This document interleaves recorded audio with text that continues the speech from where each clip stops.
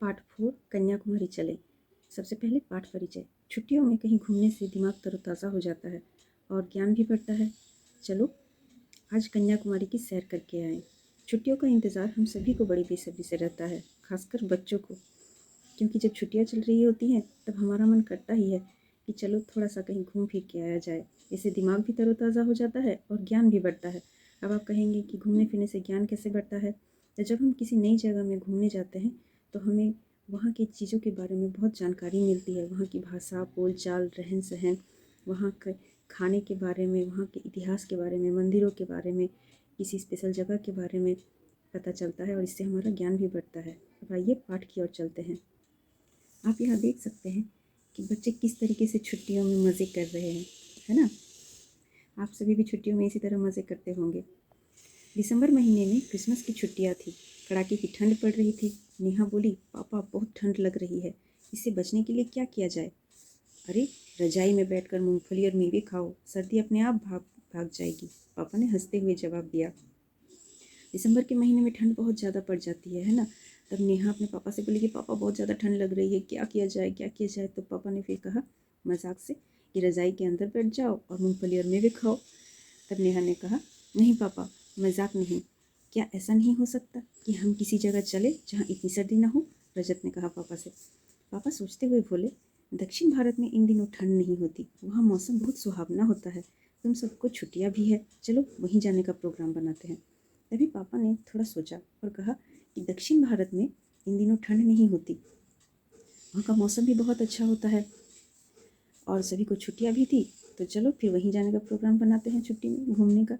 दक्षिण भारत तो बहुत बड़ा है, हम वहाँ किस शहर में जाएंगे? रजत ने पूछा। फिर रजत ने आश्चर्य होकर पापा से कहा, पापा दक्षिण भारत तो बहुत बड़ा है, हम वहाँ कहाँ जाएंगे, किस शहर में? तुम चिंता ना करो, मैंने सोच लिया है कि हम भारत के अंतिम छोर कन्याकुमारी चलेंगे। हम तिरुवनंतपुरम तक हवाई यात्रा करेंगे और फिर वहाँ से टैक्सी या बस से कन्याकुमारी जाएंगे। फिर पापा ने थोड़ा सा सोचा और फिर कहा कि हम दक्षिण भारत के अंतिम छोर जाएंगे, जिसे हम कन्याकुमारी के नाम से जानते हैं। पापा ने कहा कि वहाँ हम तिरुवनंतपुरम तक पहले प्लेन से यात्रा करेंगे और फिर टैक्सी या बस से कन्याकुमारी जाएंगे। तभी नेहा खुश होते हुए बोली, तब तो बहुत मज़ा आएगा। पापा, क्या आप हमें कन्याकुमारी के बारे में कुछ बता सकते हैं ताकि हम अभी से वहाँ के सपने ले सकें?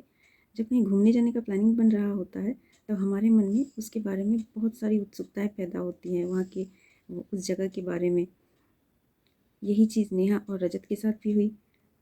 पापा बोले, तुम दोनों मेरे पास आ जाओ, मैं तुम्हें भारत के मानचित्र पर कन्याकुमारी की स्थिति बताकर उसके बारे में बताता हूँ। दोनों बच्चे पास आकर बड़ी उत्सुकता से भारत के मानचित्र पर कन्याकुमारी को खोजने लगे। देखो बच्चों, कन्याकुमारी भारत की दक्षिण दिशा में अंतिम छोर पर है। यहाँ यहाँ आप देख सकते हैं कि दक्षिण दिशा में कन्याकुमारी है और ऊपर की ओर हमारा हिमालय विशाल पर्वतमाला है। कन्याकुमारी का नाम एक देवी कन्याकुमारी के नाम पर पड़ा।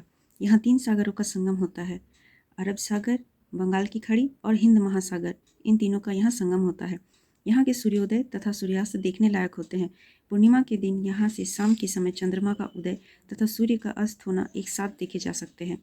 इस दृश्य को देखने के लिए लोग दूर दूर से आते हैं। पापा ने इन सभी चीज़ों के बारे में उन बच्चों को बताया। वहाँ हम लोग विवेकानंद नगर में ठहरेंगे, पापा ने उन्हें ये भी बताया। नेहा बीच में ही बोल उठी, क्या केवल सूर्योदय और सूर्यास्त ही देखने के लायक है? नेहा के मन में ये जिज्ञासा उत्पन्न हुई कि जब हम इतनी दूर से वहाँ घूमने जाएंगे तो क्या सिर्फ वहाँ सूर्योदय और सूर्यास्त ही देखेंगे? क्या सिर्फ यही चीज़ें वहाँ देखने लायक है? उसने पापा से पूछा। तभी पापा ने उत्तर दिया, नहीं, कन्याकुमारी के पास समुद्र के किनारे थोड़ी दूर पर एक बड़ी चट्टान पर विवेकानंद की स्मृति में बनाया गया विवेकानंद स्मारक है। वहाँ हम मोटर लॉन्च द्वारा पहुँचेंगे। वहाँ पर विवेकानंद तथा रामकृष्ण परमहंस की मूर्तियाँ हैं। उसी चट्टान पर खड़े होकर हम समुद्र की लहरों का आनंद भी ले सकते हैं। तभी पापा ने बच्चों को कन्याकुमारी के बारे में और जानकारी देना शुरू किया। वहीं पास ही समुद्र में 135 फुट ऊंची संत थिरुवल्लुवर की बहुत विशाल प्रतिमा है। गांधी स्मारक तथा कामराज स्मारक भी वहाँ देखने योग्य है। इनके अलावा वहाँ अनेक मंदिर भी देखे जा सकते हैं। शाम के समय समुद्र के किनारे ठंडी हवा में सैर करने में बहुत आनंद आएगा, पापा ने बताया। तब तो हमें वहीं जाना चाहिए, नेहा बोल उठी। तब उसमें और उत्सुकता जागी और वो खुशी से बोल उठी, पापा तब तो हमें वहीं जाना चाहिए। ठीक है, मैं आज ही सीटें आरक्षित करवा देता हूँ, तुम सब जाने की तैयारी करो, पापा बोले। ट्रेन से कहीं लंबी दूरी तय करने से पहले हमें पहले ही टिकट रिजर्वेशन करना पड़ता है। यही बात पापा ने बच्चों को भी बताई। अब ये भी जानें। देखिए, कन्याकुमारी में जिन 3 सागरों का संगम होता है उनके नाम भी यहाँ दिए गए हैं। उनके नाम है, पहला अरब सागर, दूसरा बंगाल की खाड़ी और तीसरा हिंद महासागर। स्टूडेंट्स, आज का चैप्टर आपको कैसा लगा मुझे कमेंट करके ज़रूर बताइएगा। और अगर आपको मेरा पढ़ाना अच्छा लगता है तो प्लीज़ मेरे चैनल को लाइक, सब्सक्राइब और शेयर ज़रूर कीजिएगा। Thank you.